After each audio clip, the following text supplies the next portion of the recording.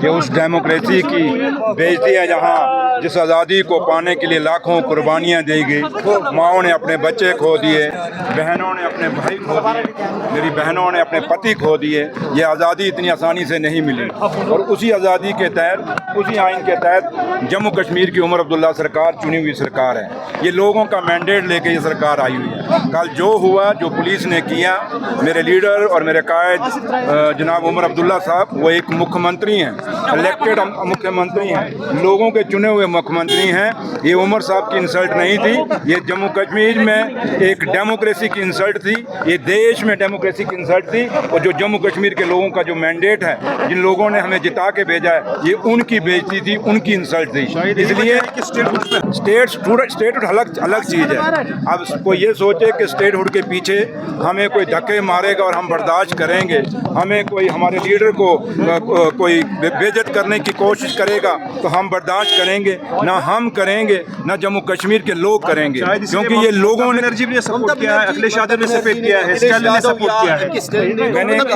میں نے کہا کہ دیش اور دنیا میں جو لیڈر ڈیموکریسی کو پسند کرتے ہیں، رائٹ ٹو اسپیک کو پسند کرتے ہیں، وہ ہر آدمی کنڈیمڈ کرے گا۔ لیکن کانگریس نے ابھی تک اس کے لیے کچھ نہیں بولا۔ بی جے پی بھی سائلنٹ ہے، اس پہ بول دیں گے وہ بھی، لیکن ہر بندے نے دیکھیے کوئی بول رہا ہے کوئی نہیں بول رہا، لیکن آپ یہ سمجھ کے چلیں کہ پورے دیش میں جو کل عمر عبداللہ صاحب کے ساتھ ہوا، ان کی کیبنٹ کے ساتھ ہوا، اور یہ کیبنٹ کے ساتھ بھی عمر عبداللہ کے ساتھ ہوا، یہ آپ لوگوں کے ساتھ بھی ہوا ہے، کیونکہ آپ لوگوں نے بھی کسی نہ کسی کو ووٹ ڈالے ہوں گے، چاہے وہ کوئی جیتا ہوگا کوئی ہارا ہوگا، لیکن آپ نے انسٹیٹیوشن کو ووٹ ڈالا تھا، ایک ایم ایل اے کے انسٹیٹیوشن، اسمبلی کے انسٹیٹیوشن کو ووٹ ڈالا۔ یہ اسمبلی کی انسلٹ ہے، یہ ہندوستان کے آئین کی انسلٹ ہے، یہ ہندوستان کی ڈیموکریسی کی انسلٹ ہوئی ہے کل۔ اس لیے ہم تو یہ امید کرتے تھے کہ کیونکہ اب تو ایل جی صاحب نے کل یہ بھی کہا کہ مجھے میں اس کے لیے ہم ذمہ ہیں جو پہلگام میں ہوا، میں نے کل مانا،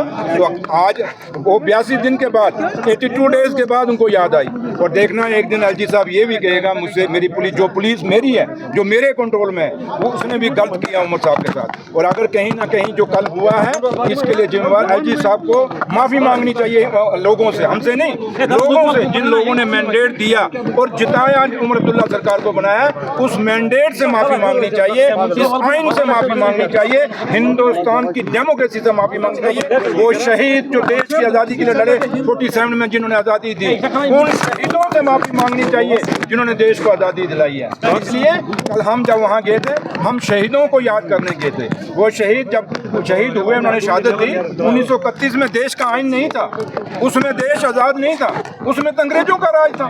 تو یہ کس چیز کے لیے، مطلب ہم نے انگریزوں کے خلاف ہم نے جو وہاں کیا، وہ لوگ جو کل وہاں شہید ہوئے، جن کو ہم وہاں پہ سلامی دینے گئے، وہ کیا تھے؟ شہید تھے۔ وہ کس کے خلاف تھے؟ ظلم کے ساتھ۔ تو کل کیا تھا؟ یہ بھی تو ایک ظلم تھا۔